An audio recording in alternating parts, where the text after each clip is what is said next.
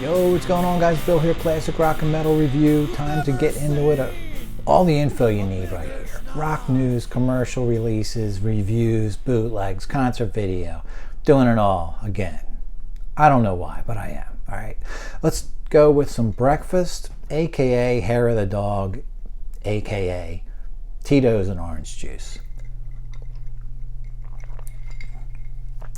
That's the way to start your day. That's what I think. All right, rock news. Let's start out with that.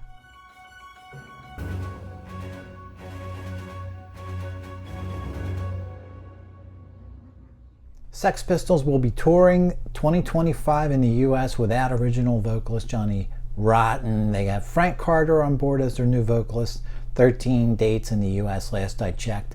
Kicking it off at the Longhorn Ballroom in Dallas, where a classic show was held back in 1978. Check the video on that. It's pretty cool. I remember watching that, renting that, I think. The band purposely chose venues on that tour to maximize offending people. I love that. Absolutely awesome way to launch the tour. And Texas once again.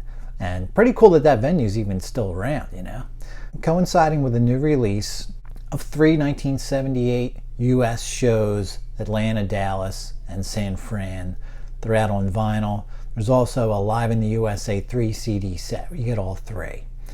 And Pistols' first shows in 22 years, okay? Albeit without Johnny Lydon, aka Johnny Rotten. So kind of cool news there, though. Kirk Hammett, The Collection Live. New coffee table style book regarding his guitar collection. So this is a conversation and interview tour. U.S. select cities. I think there's two. Last I checked, 6 dates. 2 in Canada and only 4 in the U.S., but there is 1 in Philly. I don't think I need to go to this, but kind of interesting, right? So these are dates between April and June, so probably more dates coming, I'm going to assume. Jeff Tate of Queensryche, he's on his Operation Mindcrime, the final chapter tour now. He's doing the album in its entirety. This will be the last time he says he's doing that, from 1988. Queensryche album. Also simultaneously, he's recording and releasing Operation Mindcrime 3, digitally releasing a few songs at a time. Physical release coming in 2025, later this year. More 2025 tour news. Alice Cooper, Judas Priest, and Corrosion of Conformity teaming up for a fall U.S. tour. That's already on sale. Original Foreigner vocalist Lou Gramm has been becoming more and more involved with the band, playing some South American dates. He's been in the studio with the band once again. Vocalist Kelly Hansen is MIA right now, I think due to some sort of contractual obligation. Not sure what all that is about, but possible reunion rumors in the air regarding Mick Jones and Lou Gramm. I'm sorry, guys, file this under Too Little Too Late. Seriously, I mean, Mick Jones has been fading out himself, right? He's only showing up for the encores of the last tour that I saw that last year. Is he even still in the band now? I don't know. Get all of the living guys from the 6 original members together, and then maybe we can talk. I think 5 of them are still alive, so that would be interesting. Anything short of that, I'm done with those guys. Expanded version of Foreigner 4 is coming at some point also.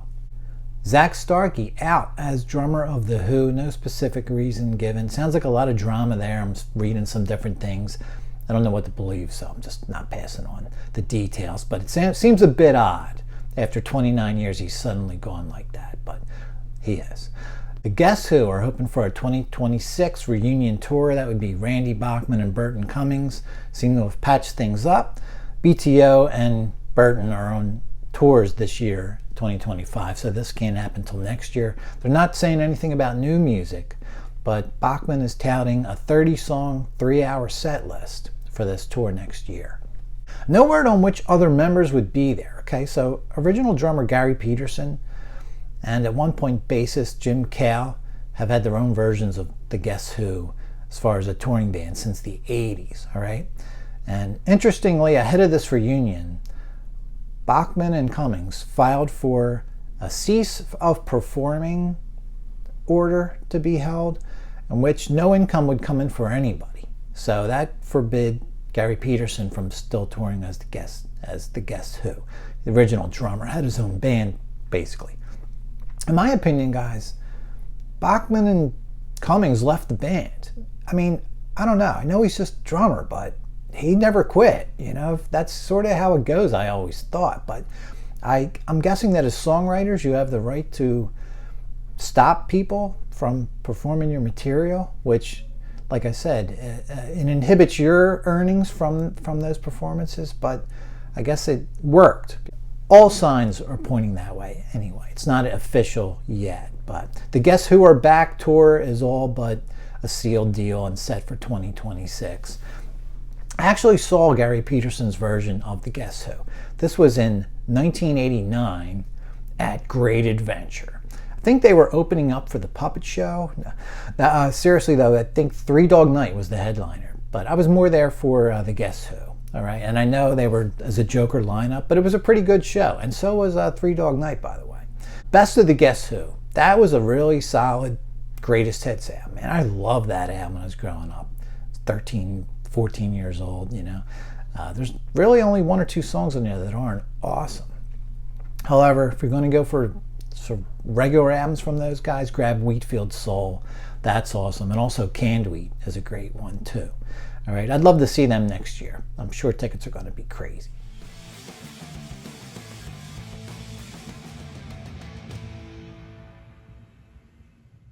On to some commercial release news. Smith Kotzen, as in Adrian Smith from Iron Maiden, Richie Kotzen of Winery Dogs and other bands. New album Black Light, White Noise. This is a follow-up to their 2021 debut and out now on CD or vinyl. The band's website has a splatter vinyl if you're into that. All right. UFO-related release. A one-off project, Phil Mogg and the Sign of Four. Dancing with St. Peter, 2002 release. Back out again, double vinyl or CD. Repertoire Records, it's remastered. Like I said, band's only album, Phil Mogg's Sign of Four. Coming June 27th, Lynyrd Skynyrd live at the Ryman, celebrating 50 years.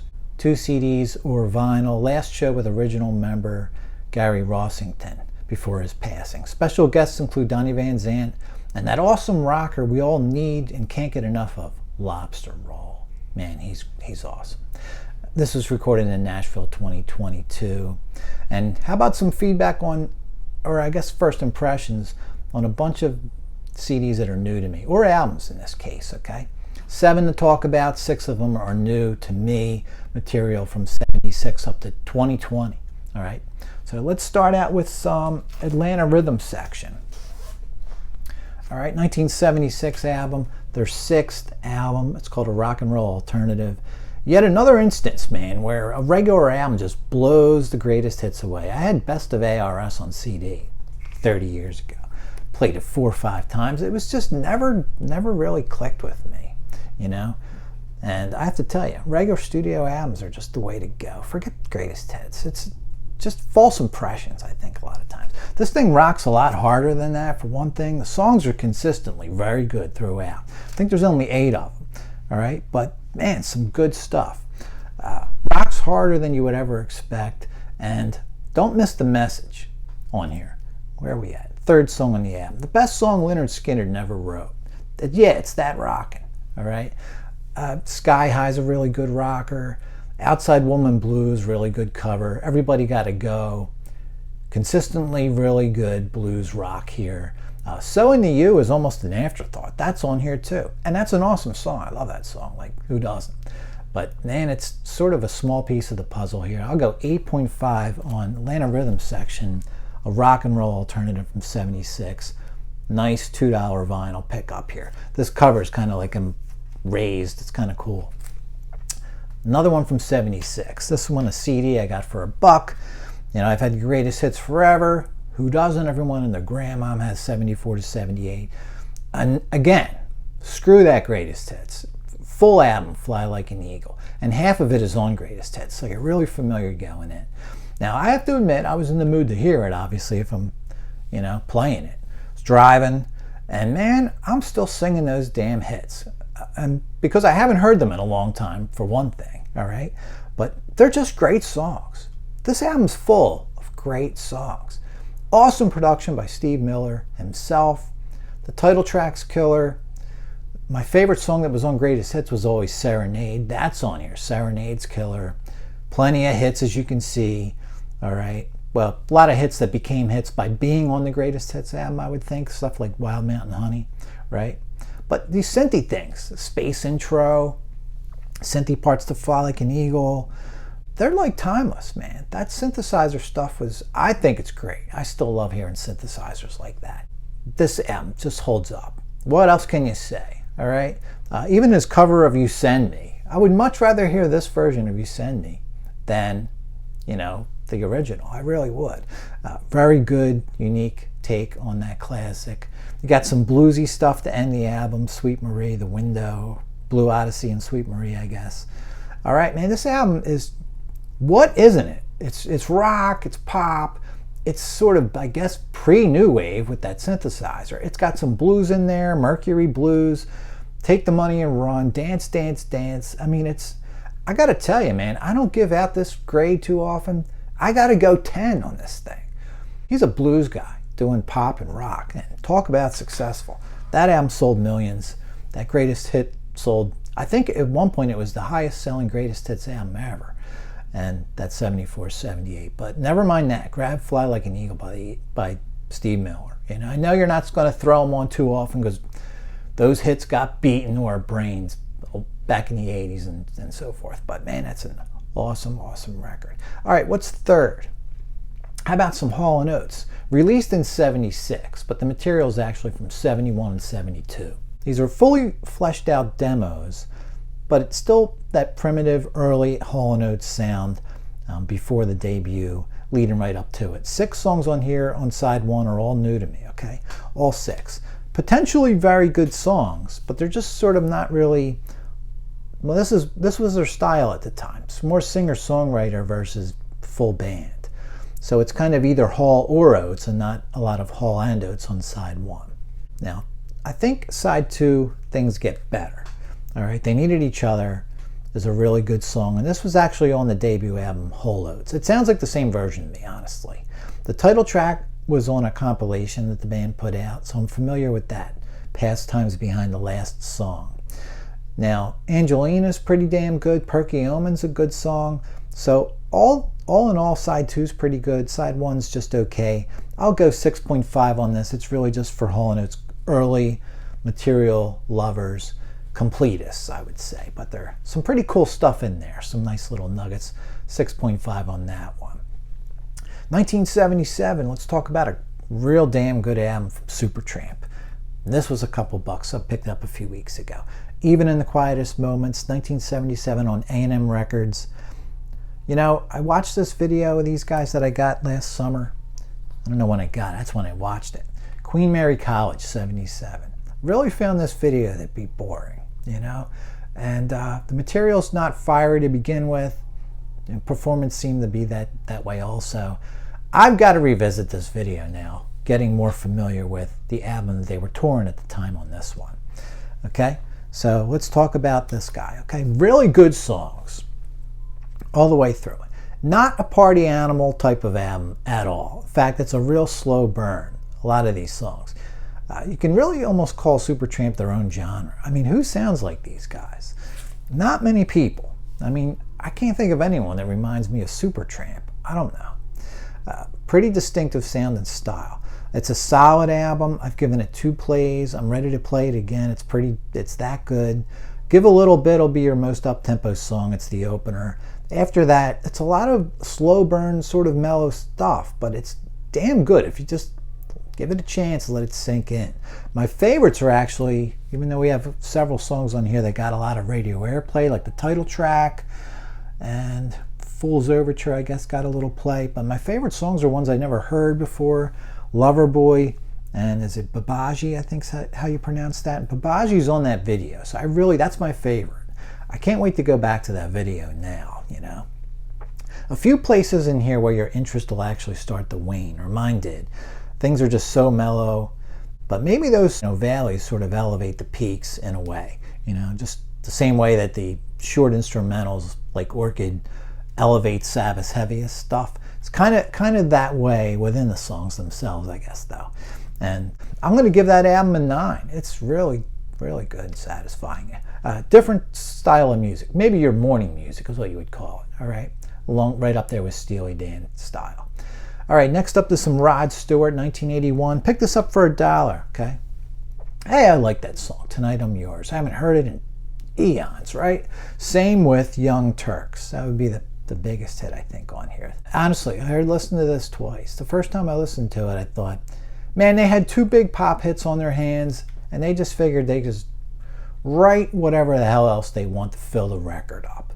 So I really just thought it was two good songs, one or two okay songs, and that was about it. I gave it a second chance just for the hell of it. I kind of still feel that way, but maybe not so strongly, okay? You have a cover by the band Ace, How Long? That's kind of decent, all right? I mean, it's such a great song. I don't know how you could go wrong with it, really. Tora Tora is a pretty good rocker, I have to admit. It wasn't grabbing me the first time. It's actually pretty good. Tear It Up, another decent rocker. Maybe not awesome. Jealous is actually a really good pop rock song. Kind of fits along Tonight I'm Yours and Young Turks in a way. Or more like that song Passion he had from, I think, a couple years earlier. So there's also multiple fails to talk about. This Dylan cover, there's some sappy ballads that suck. Overall, you got about 3 really good to excellent pop rock songs and 2 or 3 passable rockers. How Long is just such a great song. How can you go wrong? But overall, I'm just going to give this album about a 5.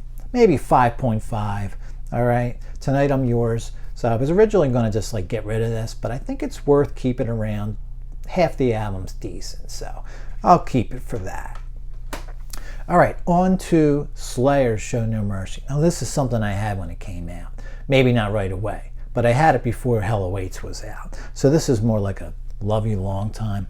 I'll give you my first impression, and hopefully I'll get around to doing like a full-on episode about this album. Metal Blade Records, 1983. Okay, this is a 2021 remaster. It sounds really good. That original cassette I had, it sounded rough. It really did. And actually, the first time I played this CD in my house, I thought it still sounded rough. It sounded better in my car. I don't know how that happens, but sometimes things sound better in my car than in my house, and a lot of times it's the other way around. But in this case, it sounded really, really good in my car. Such an assault on your very soul, really. That's the best way to put it, man. This was the heaviest thing I had in my collection for sure when I owned this thing. Nothing nearly as relentless. Very good overall album. Back in the day, I used to think it just lacked memorable songs. I had my 2 or 3 favorites. Die by the Sword, Black Magic. I don't know how much that's changed now, but I really think that this whole album's good. I mean, like, really good. All right, maybe those 2 are still my favorite, and I think Metal Storm Faces Slayer. That would be another favorite. But the other 7 songs or so, they're just as good. I mean, they're right there. This is just a classic, man. Maybe lacking some peaks, some moments, but, you know, the writing could be a little formulaic, I would say, too.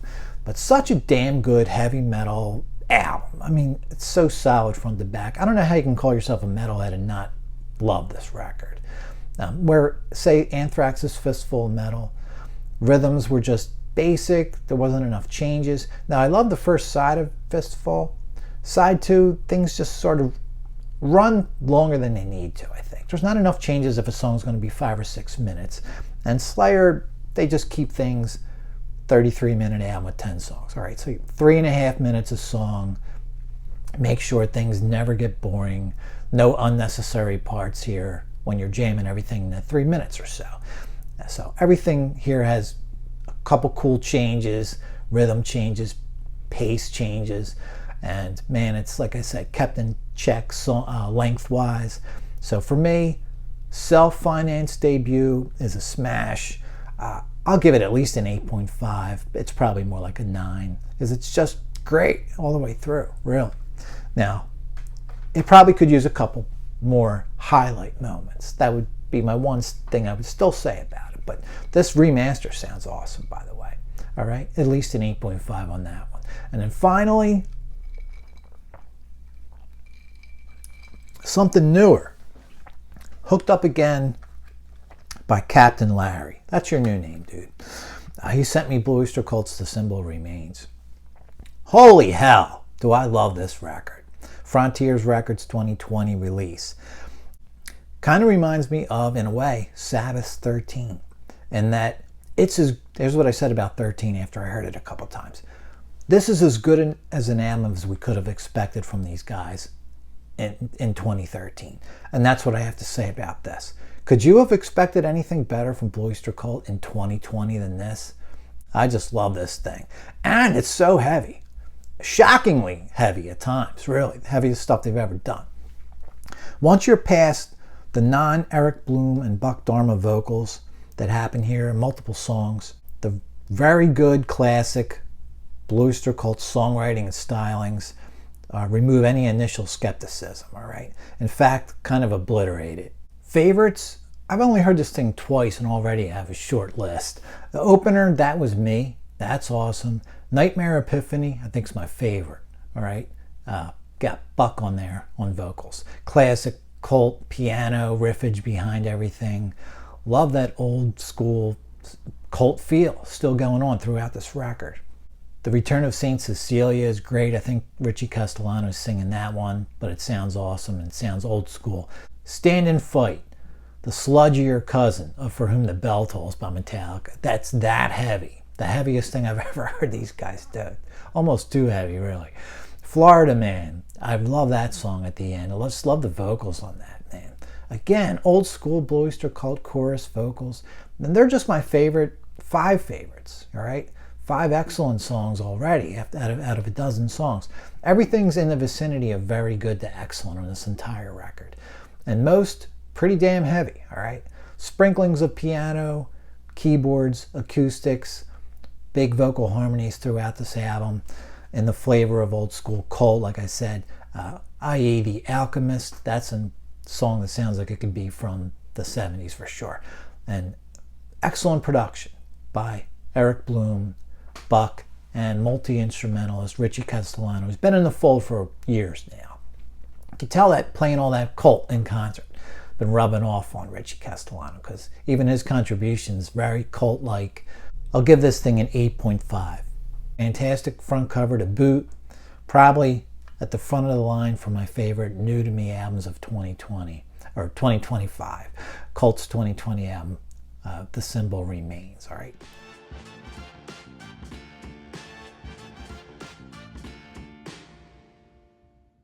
All right, on the bootlegs, we got some new releases. They're all soundboards as always, guys. I don't deal in that audience shit. I just don't. Well, here and there, but not much. Breakfast is going down well. In between texting my idiot cousin. Cousins, I should say. We're going to see Pompeii at IMAX in a few hours. Man, I can't wait. All right, Bootleg, new releases for the last couple weeks. There's been more since I put this list together. That's just how it goes, man. I don't know what to tell you. Dylan and Tom Petty and the Heartbreakers, Bonner Springs, 1986. We're in Kansas, July 24th. 3 CDs on Zion with this one. All right, with special guests, the Queens of Rhythm. I'm not sure what that's all about. Not a big enough Dylan fan to want this, even with Petty there. Here's some cool Zion upgrades on your Boston collection. Long Beach 1977, 2 CDs, March 16th, upgrade. Van Halen, The Initial Eruption 2, Empress Valley. I missed part 1. I mean, I've seen it since putting this list together, but I'll mention part 2 today. 2 CDs, CD 1 first album sessions, CD 2 78 to 83 sessions. Man, that looks awesome. Dylan, again, with Tom Petty. Red Rocks, 1986, First Night, 3 CDs on Zion once again. And like I was saying, more Boston upgrades on Zion. Cleveland, 1976. September 27th at the Agora, another upgrade. Kiss, the 77 Homecoming on Zodiac. It's an upgrade at Madison Square Garden, February 1877. Single CD and 68 minutes. Kiss again, Animalize at the Apollo. Westwood One Master CD. I never knew they played the Apollo in the Bronx, but they did. Actually, Glasgow, Scotland.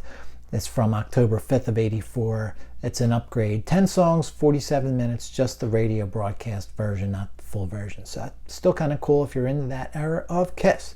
Wings, Last Flight. Mercyside's the label. We're at the Apollo once again.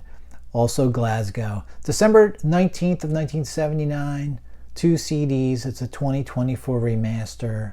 Last tour of Wings, I believe, on that one. Aerosmith, Veronica's Mega Music Rock Experience on Zodiac.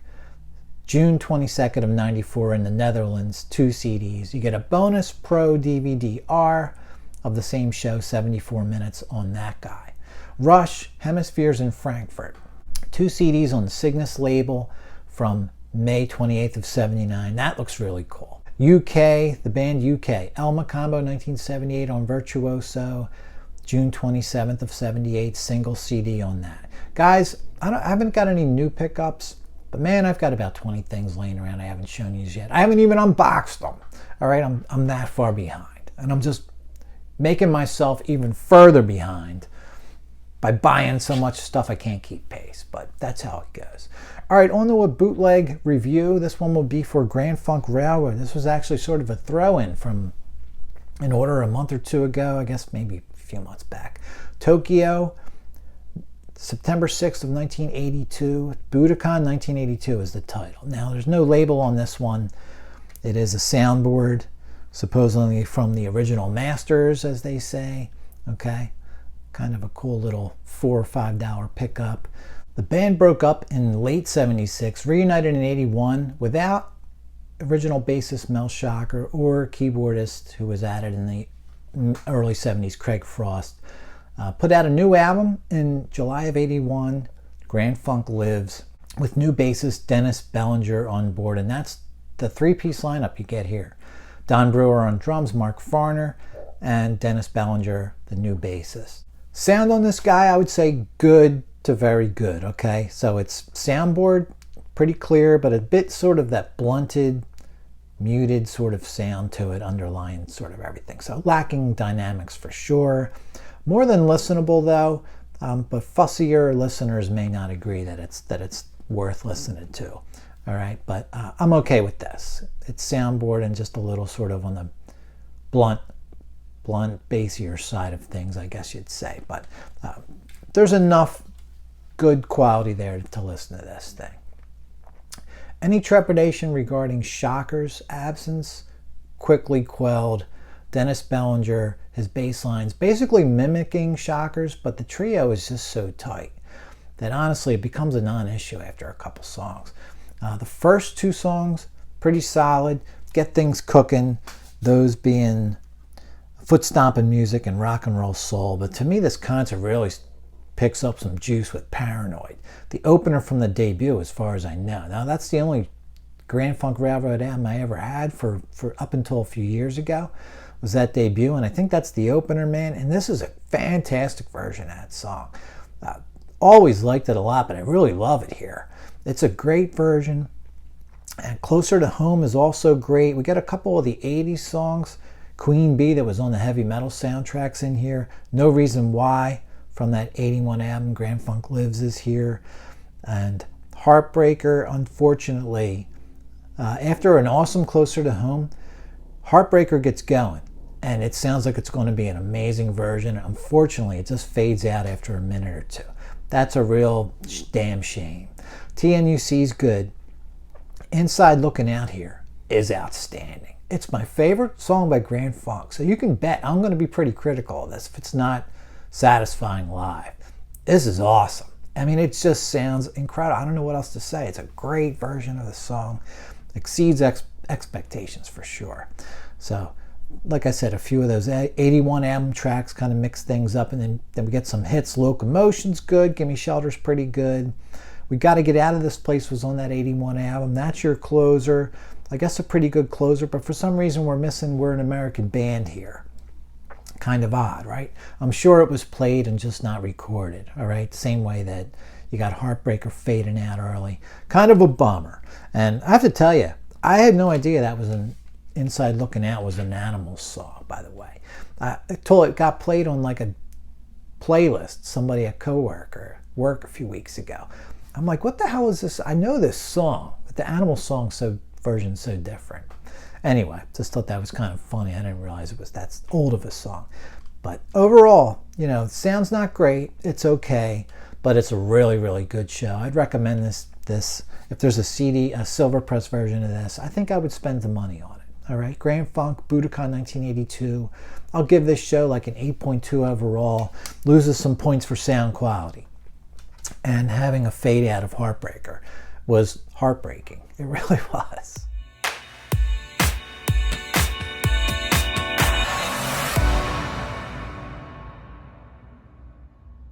All right, guys, let's get into some surround sound news. Super deluxe surround sound news, that is. 6 releases to tell you about, either coming up soon or just happened. First, June 13th, we get Genesis, The Lamb Lies Down on Broadway, Super Deluxe Edition. That looks pretty awesome. We're also getting Prince, a Blu-ray, Dolby Atmos mix of the 1984 album Purple Rain, stereo mix, high definition audio. That's a standalone. That looks pretty cool. Fleetwood Mac, Mirage, 1982 album, an MFSL version. It's already out. 180 gram, 2 LP vinyl version. It's 45 RPMs. That should be really cool. Numbered edition, by the way. $60 on that is what I'm seeing online. Some standalone quad releases on Rhino to note. All right, first off, ZZ Top's Tres Hombre from 1973. This is Blu-ray audio of a quad version of the album. That should be pretty cool. That's kind of high on my list to get. You also got, at the same time, released Rod Stewart's 1976 album Atlantic Crossing on Blu-ray audio too. So here's a very cool Blu-ray, very high on my list. Chicago 2, Steven Wilson remix for Dolby Atmos Blu-ray, like I said. It also includes a stereo version and a quad version, high resolution mixes.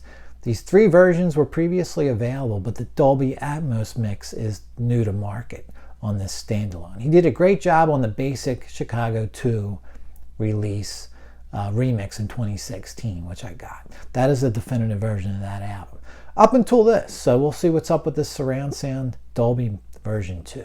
I always thought that original Chicago 2 album, for some reason, sounded so kind of flat compared to Chicago Transit Authority. And really, I would say out of all those older albums, probably the worst sounding of them all. So it's really cool that this got targeted as a project for Steven Wilson, dating back to 2016, all right? As far as new pickups in the Super Deluxe or surround sound area, funny you should ask. I actually got one that I got weeks ago. Let's get to it, all right? Again, I really should be unboxing this stuff when I get it, not a month later, because what if it's the wrong damn thing? So let's just cut into this guy. This would be a Super Deluxe version of an album. Sir Larry again, his doing. We get to talking, man, like texting music, like all the time. And it's cool. I'm like getting schooled and hopefully passing on some good recs to Larry. And then we send each other stuff too, man. It's been great. Anyway, this was his doing. And look what we got here, folks. Super Deluxe version of Rolling Stones, Goat's Head Suit. That's cool. I got the right album this time. I just picked up an album of theirs, Beggar's Banquet, and because the colors are the same, I thought I was picking up Goat's Head. Anyway, that's a whole other story. Super Deluxe Edition, man. Rare tracks, outtakes, unheard track with Jimmy Page, Brussels Affair concert audio. I kind of forgot that was on here. Yeah, 120-page hardback book. Nice, man. One of their sort of overlooked albums, I have to admit, even by myself. And I do play it, and I have played it a bunch of times, but it's just not something that comes to your mind when you're thinking your favorites, for sure. It does sound a little, you know, it was bound to not be as great as the prior couple of albums, right? I mean, how can you do it again after Sticky Fingers and Exile? But yeah, dude, this looks great, man. Thanks again. That was awesome of you, man. Appreciate it. All right, so we'll get into this. We'll get a 5.1 mix on this thing. That's just great, man. Man, I just really need like a month off to just listen to half the stuff I got laying around. So that's my pickup of, well, it goes back a month, but to show you.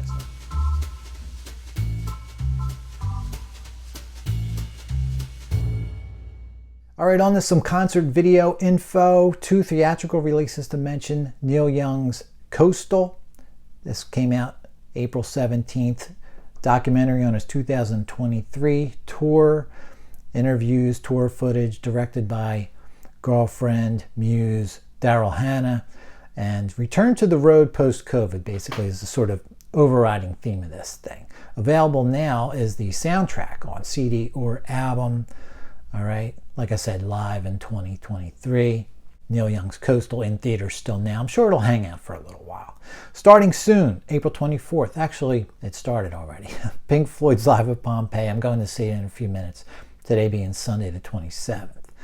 And I'm sure it's going to linger on a little longer, although I'm still only seeing today as the last day in my area. Okay? April 27th. But I would try to, hopefully you guys get out and caught that. All right. The dates vary city by city, and it could end up in the regular theater. Some of these IMAX things do. They're not all IMAX only presentations. So can't say I've seen that with this one though. New releases on video. 3 commercial things to talk to you about. I already told you about the album.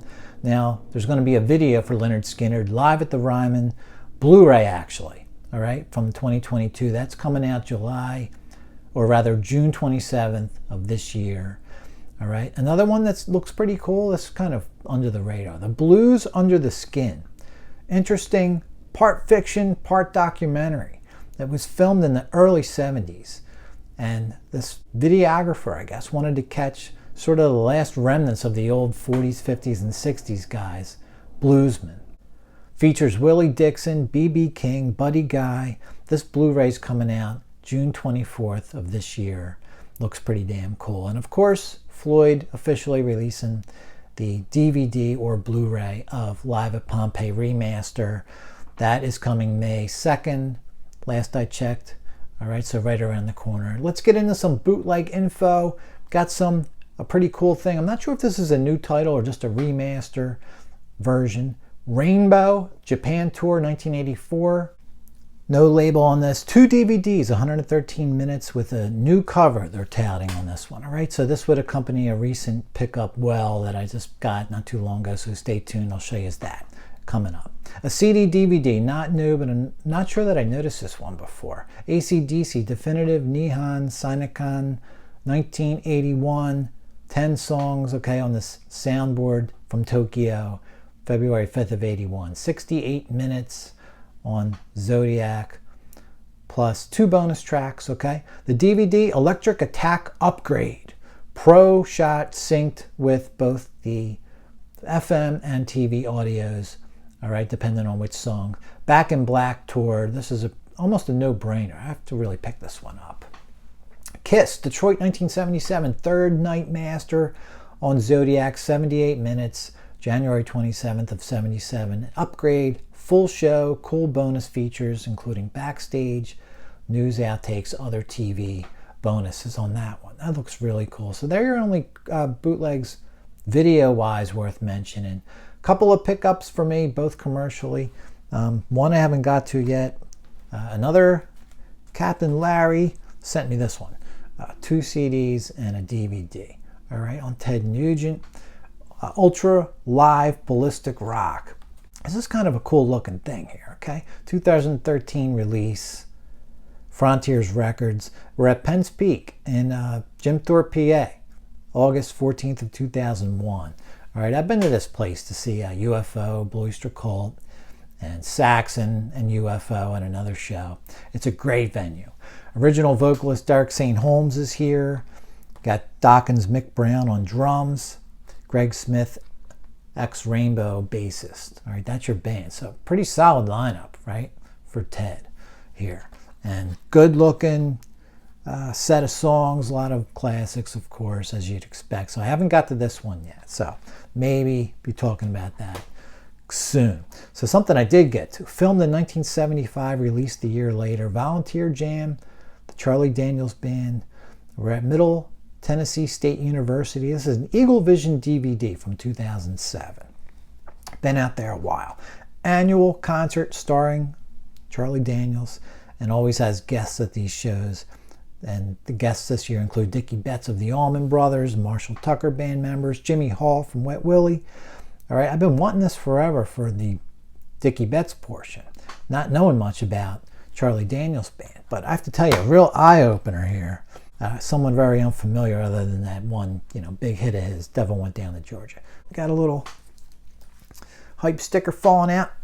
But man, what great Southern rockers Charlie Daniels Band is. That fiddle he plays is really less than half of the show. The first half hour of it is Charlie Daniels Band, sans fiddle, just jamming their asses off. And man, really, really great band he's got. Some really couple of great drummers, monster bass player. I should have wrote his name down.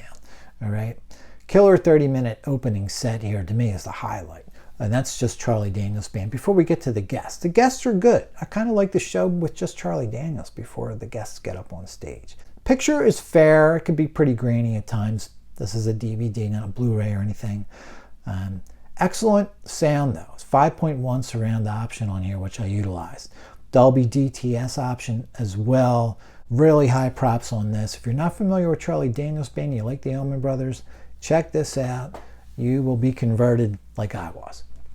Another DVD I just got started into one of the 2 discs. Stevie Ray Vaughan and Double Trouble, Montreux, 1982 and 1985, a separate disc for each show. There's also some bonus stuff on here. Epic Video 2004 release. All right, just getting around to this. I don't know why. Why is it taking me 20-some years? I don't know. Great packaging. This can be had used for 10, 15 bucks on eBay.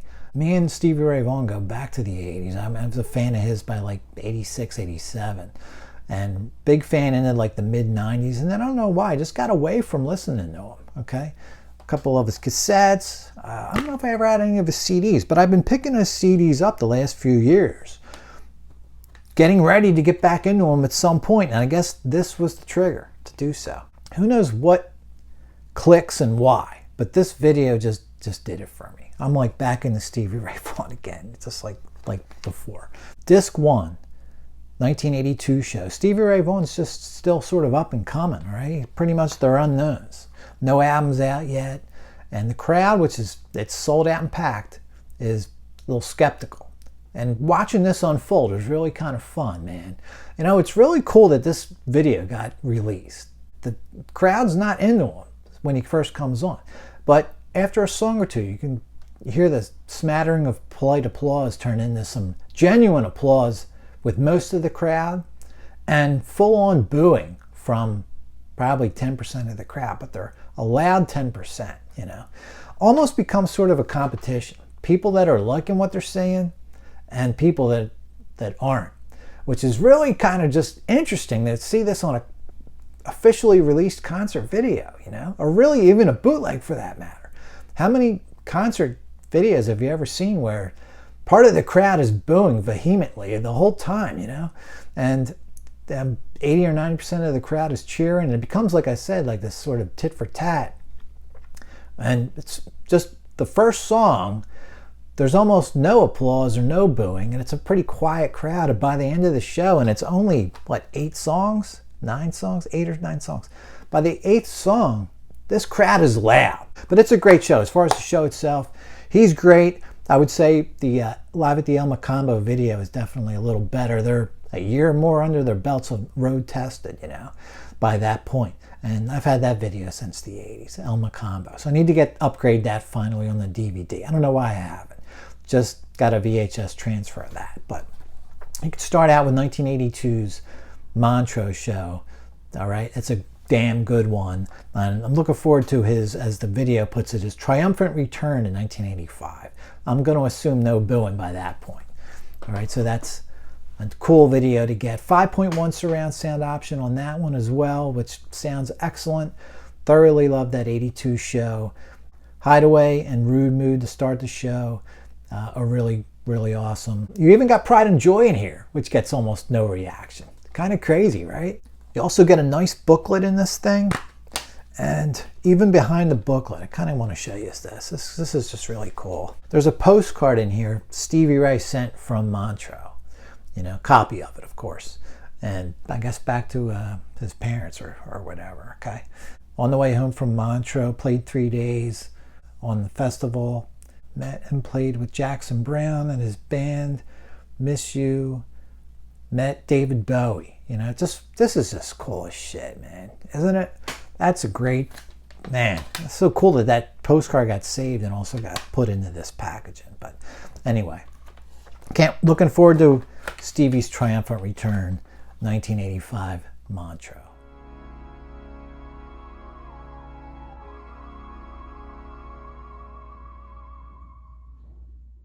All right, so movie and TV action. Let's start with TV. HBO's The Last of Us.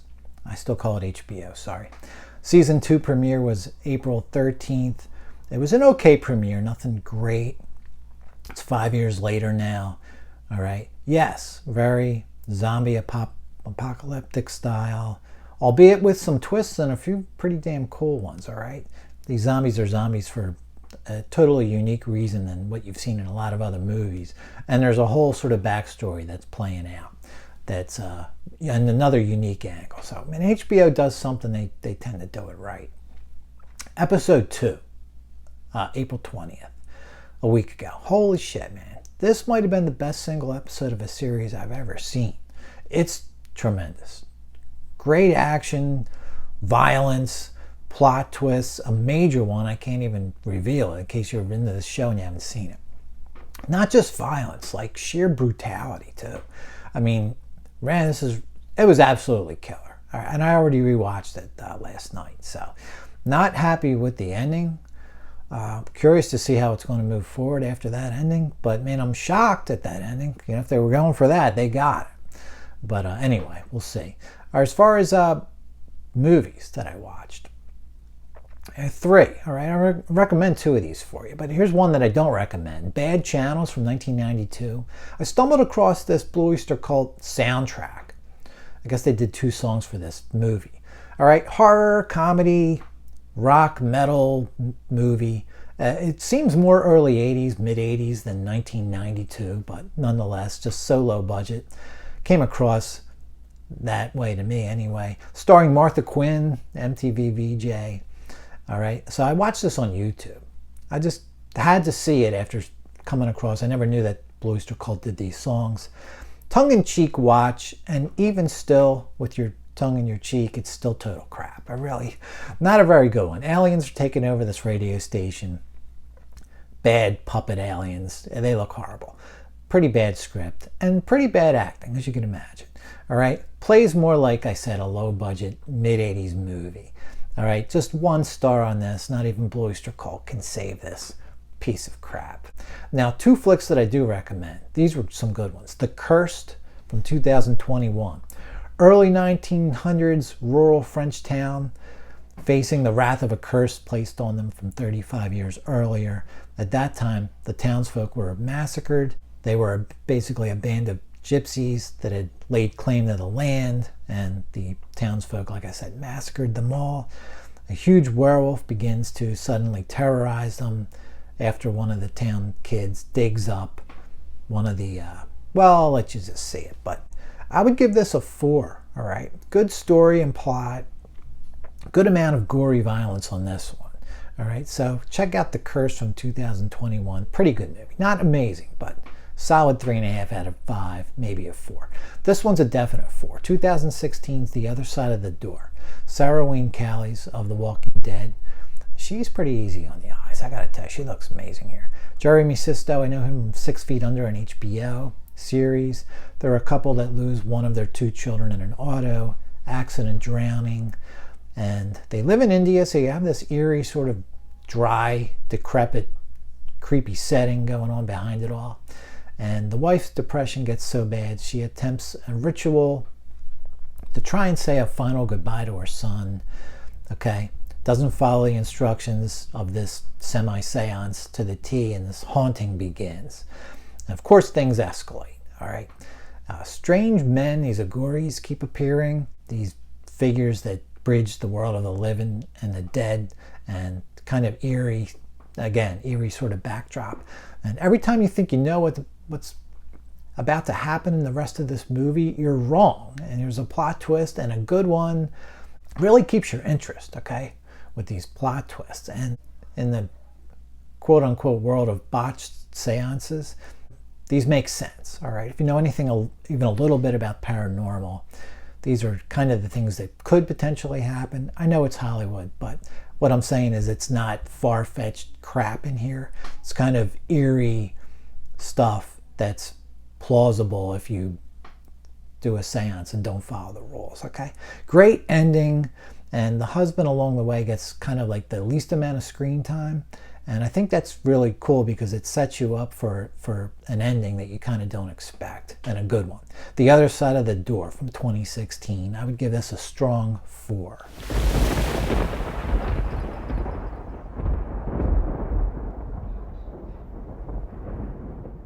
All right, some Black Sabbath news. Not a whole lot to tell you about this new concert or anything, but we'll get to that. The Record Store Day version of Eternal Idol, okay? Red, ruby red vinyl, 6,000 copies. I did snag one. That was kind of a cool thing to grab. Hopefully you got yours if you're interested. And it is remastered, which I had forgotten. And thanks to Chris Ayla for reminding me, So he also provided me with some info. And then I found the link online that kind of told us that. It's also coming again this summer. It would be on black vinyl. That's a remastered vinyl edition of Eternal Idol from '87. And wider release coming in July. It'll also be coming out again on CD, all right, with a couple of bonus tracks is the rumor. 2010's version of the deluxe edition, that was also remastered. So I'm not sure if this is a brand new remaster or they're using the 2010 remaster. Not clear on that, okay? But also coming out on CD. So I was prepared to open this vinyl, listen to the remaster. And now that there is a CD of it coming out, I'm just going to wait for that and buy that, listen to that one. Anyway, not much in the Ozzy Sabbath news. Ozzy reportedly doing some weight and exercise training ahead of this final show, July 5th, to be able to do as much as he possibly can at the show. All right, so that's coming up quick, man. Next thing you know, it's going to be here. You know how it goes. So I just ran across this one interesting sort of old school revisited story of Sabbath at Cal Jam 1974. The band had been off the road for, I think it was about 5 weeks before that show. Now, the band assumed that negotiations fell through, and they were all just chilling at their homes in England, only to be told, sort of last minute, get on the next flight. You're headed to the U.S. to do that show after all. Apparently, they were already signed to play. All right, so the negotiation that was going on was only regarding the time slot. They were booked to play at some point. All right, so came to light that they were going to be sued for the $100,000 they were getting paid if they didn't show up. So last minute on a Friday, they had to get on a plane. Ozzy recounted how each man was given $1,000 and coach air tickets. They weren't even first class. And rehearsing in a hotel room with no drums, no amps, just the guitars, and ended up playing a real damn good show considering. I don't know what you guys think. I think it's amazing. And Bill Ward's insane at that show. One of my favorite performances of Bill ever is those. I only got 4 songs on video, I think. He looks, it's awesome. I mean, I have the whole thing on audio, but on video it's really fun watching him. He's losing it. Sounds great. Not finding out until years later, though, that the band was paid $100,000 for the show. They had no idea. They thought it was $1,000 each. All right, and then, which of course their manager kept. Man, these managers, what are you gonna do? And back in the day, you had no choice. Take your chances, right? Anyway, that's the end of the show for this week, guys. I know it's 3 weeks in the making almost. Oh well, that's how it goes. I'm off to see Pompeii at IMAX right now. I'll let you know how it was. Everyone have a good rest of your day. Cheers. Keep the bootlegs playing. Larry, thanks again. Stones box set. Man, I'll probably get to that 2027. Knowing me. All right. Freddie King is on the way, by the way. All right. Catch us all later.